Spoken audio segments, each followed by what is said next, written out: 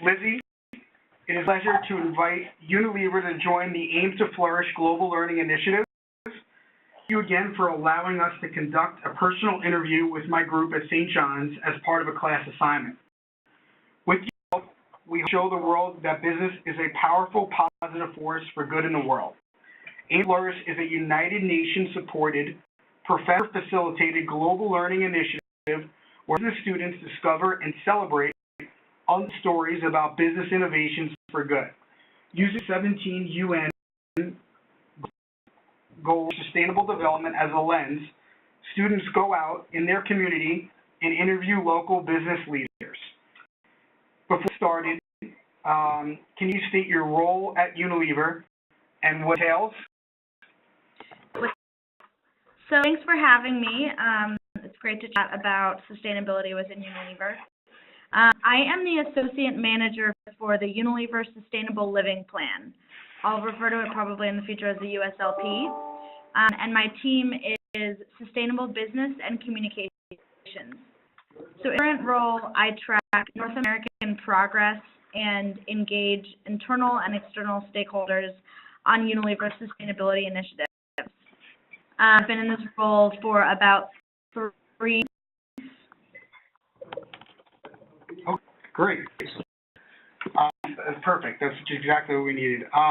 Before we start with the questions, I'd like to highlight that we'll be focusing on your Zero Waste to Landfill initiative, which is in alignment with Goal 12 of the UN Global Goals for Sustainable Development, which is responsible consumption and production. On the call today, there's myself, Matt, and my group members, Evelyn and Mike. So I'll kick it off to you for the first question. Also, first of all, Lizzie, thank you for taking the time. And you're familiar with the Zero Waste to Landfill initiative. I know you guys have a bunch there, but are you familiar with that one in particular? I am. Okay. So can you just elaborate on it for the people who hear this and don't really have much background with initiative in particular? Absolutely. So at Unilever, we have indirect and direct operations. Indirect would be the environmental footprint that's happening at, say, the consumer level or the supplier level. So direct operations, which includes many of our factories and a lot of our distribution centers, we pledge to be zero waste to landfill, which basically means all of our non-hazardous waste, it was something other than landfill. So in cases, this means anaerobic digestion, which is a digester that takes and processes it without oxygen. There's waste energy or incineration that we use quite often, and then there are a lot of innovative things that we do with our waste. So we do composting, we send it to animal feed, and lots of other things. This is a couple of years old, and had this goal. Yeah, in 2015, we announced that all of them had already achieved zero waste to landfill status. So it was much faster than expected, which was exciting.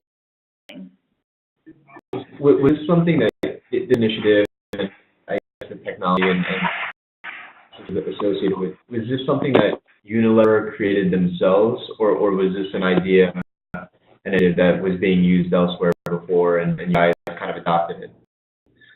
We were the first ones. So Paul Plin, who's the CEO, is quite visionary on sustainability. He believes that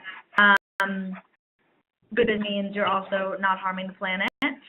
And so many of these initiatives have been top-down, where this is just the right thing to do. And it goes with our other broader goal of cutting our carbon emissions in half while doubling our revenue, which is basically Unilever's business plan. And to get there, we needed to take a next step in terms of being innovative. So a few companies have followed in our footsteps, but we were the first ones to come out with this pledge. Awesome. Great.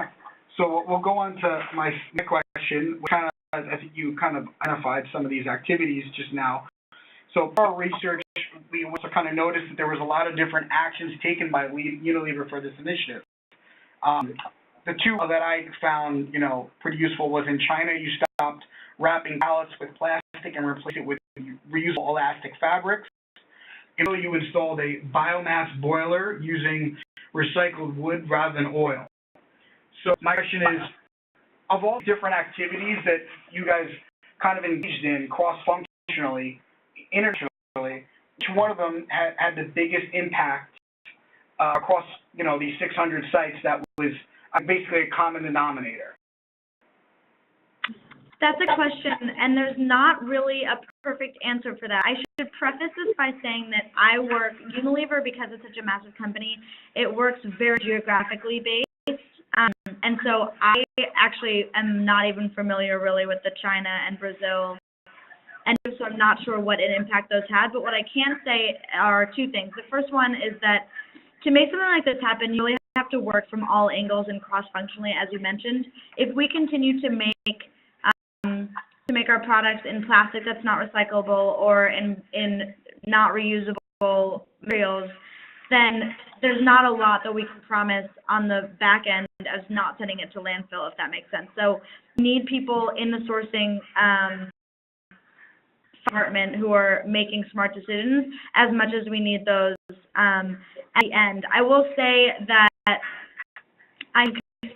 in terms of having the biggest impact, because we can't track what our consumers are doing with our waste when it gets to that point, something like Brazil's initiative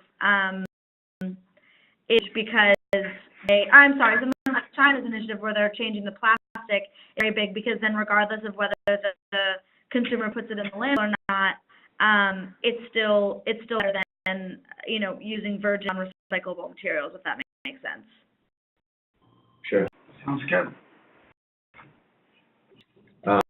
And you mentioned that, I think you said 2015 when you guys started, but as of 2016, the initiative was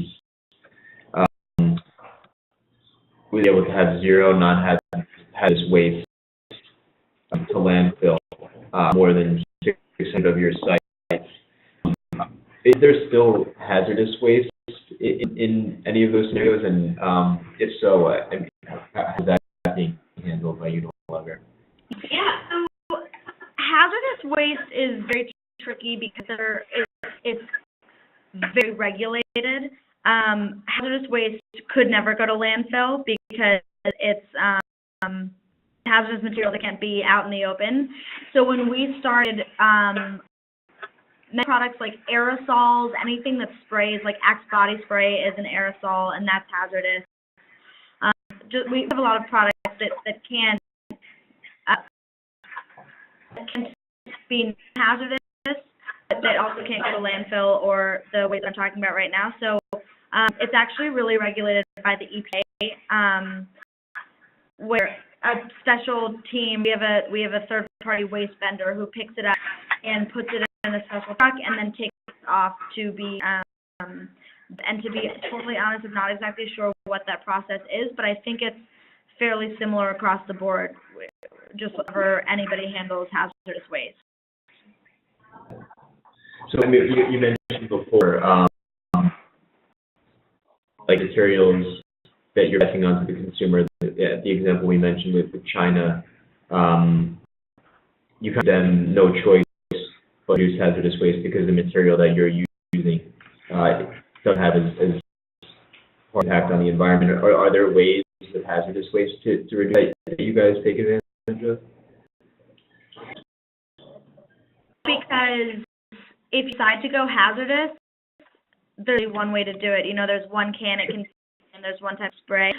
Well, what we can do and what we push for is just to not have many hazardous products. So sprays in general, aerosols, most of those have a replacement. Body spray is tough because there's not a similar like lotion or something that you can put on. But in terms of deodorant, we would rather people just use regular deodorant than the spray. Sure. From an environmental standpoint, there's a lot of business smart reasons why we have hazardous materials, but we want that to be a large part of our portfolio. Got it. That makes sense. Go on to my the next question. So basically, from a change management standpoint, when you guys were kind of really kicking off this initiative, how were the challenges? Were all the staff on board? I know there was like top-down leadership support. Was there a significant amount of initial pushback from some of the leadership? Like a kind of combined question, but and kind of what methods were used to kind of engage and inform employees of their consequences and actions in the environment. And obviously it was successful, but how quickly? Basically, I guess the big question is how quickly did you get everybody on board and on the same page? And get the ball rolling. Yeah, good question. So even at a place like Unilever that highly values sustainability, if something is more expensive, we can't really convince management to make changes, and management, I should say, are really the people around that are doing the work, right? We can't simply propose something because it's better for the environment. Things like this have to come from unless you can make a solid business case for cost savings. So in this case, it was fairly straightforward because Paul Pullman wanted this to be a thing, and then everyone sort of got on board because it was a mandate. Like it wasn't like you should try to minimize what's going to landfill. It was period. You've done anything now, it's against the policy. That was helpful. The other thing that made this goal unique to other goals is that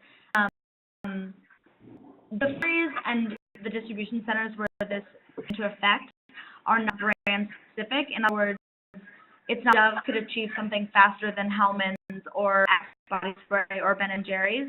They all are from the same factories and distribution centers.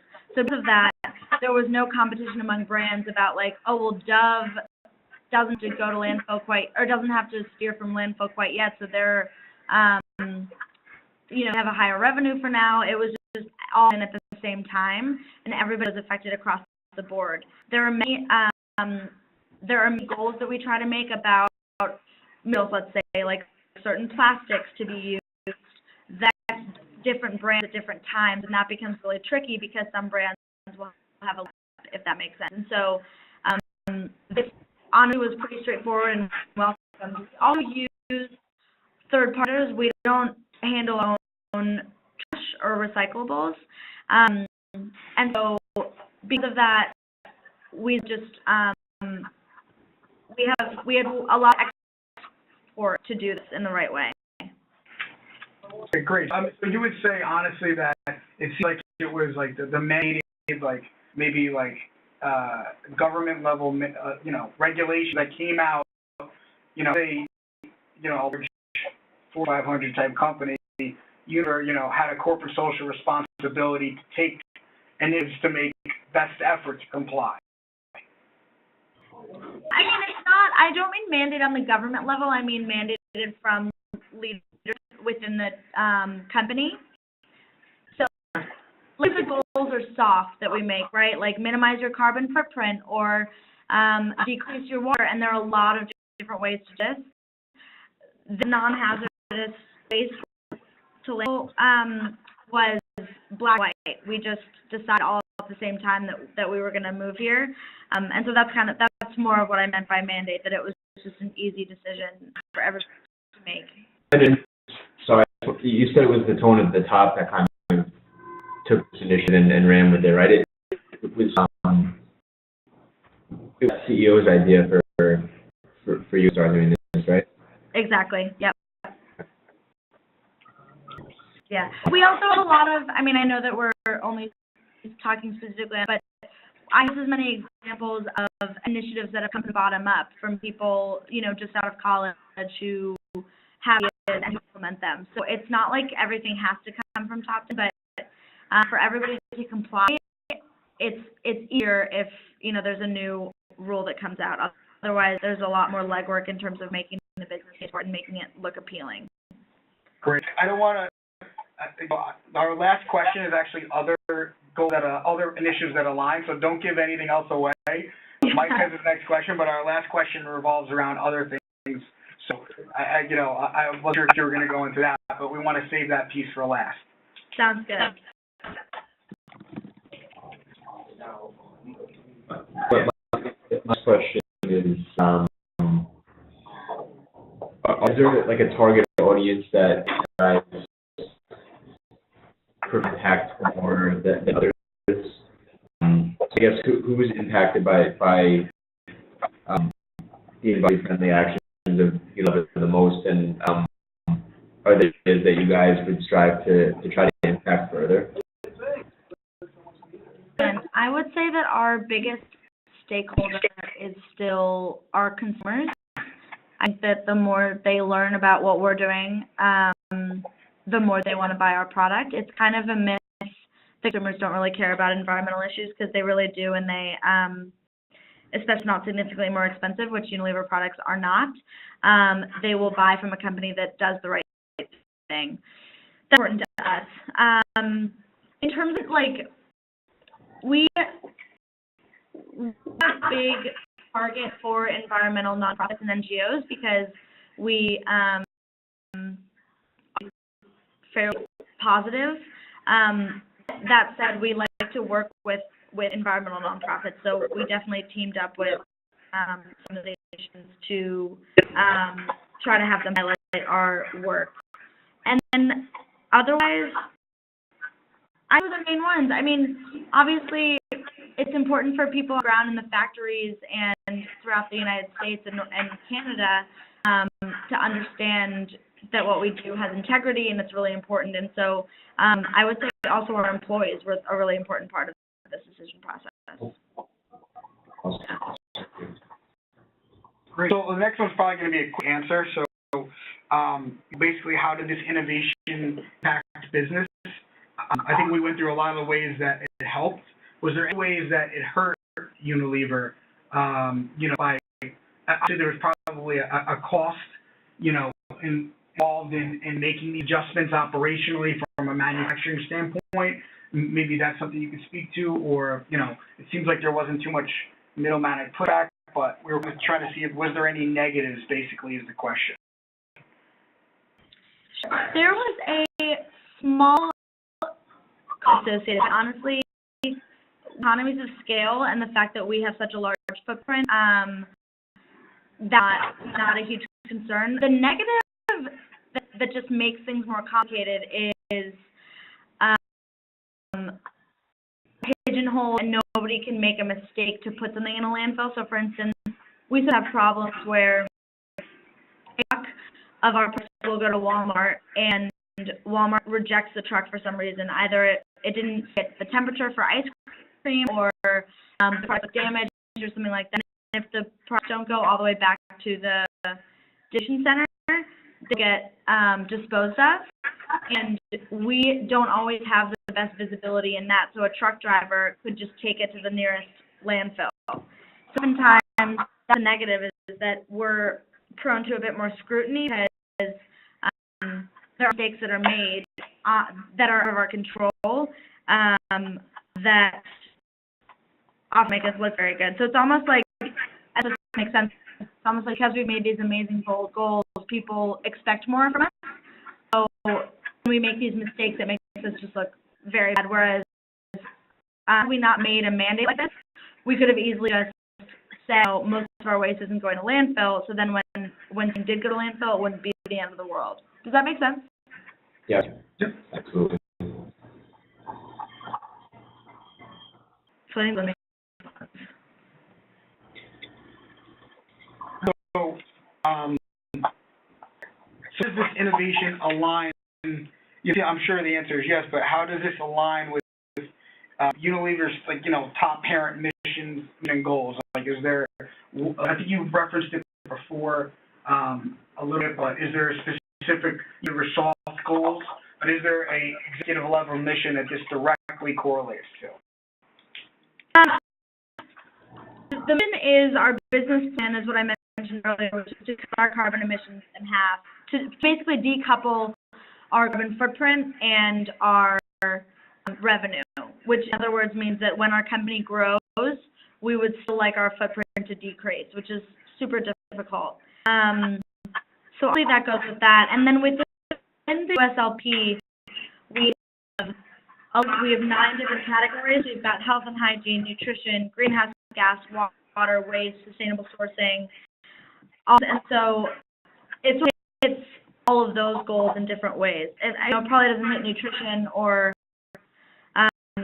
like opportunities for women, but most of the other ones it touches on. Great.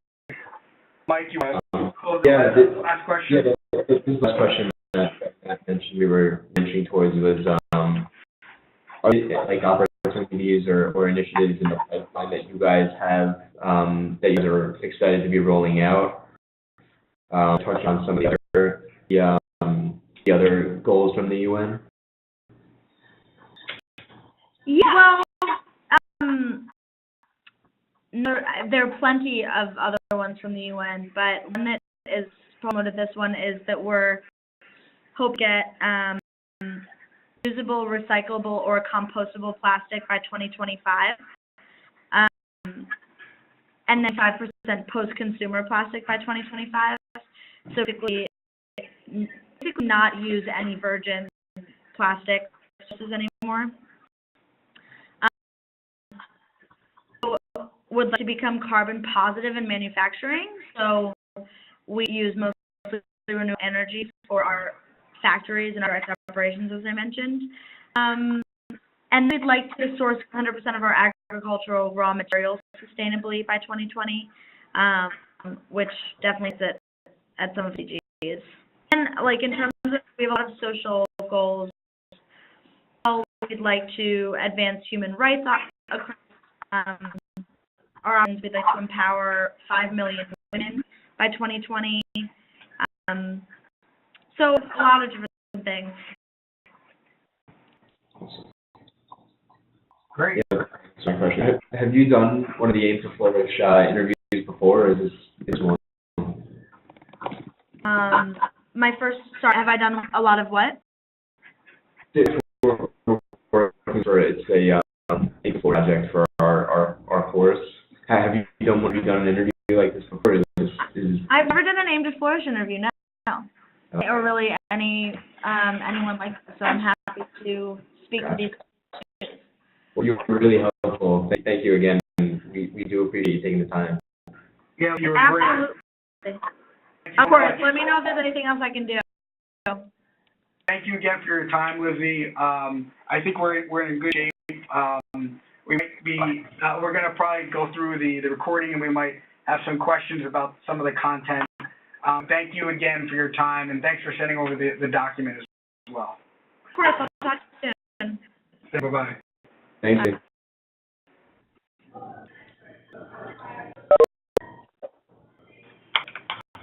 Hey. Hold on. I'm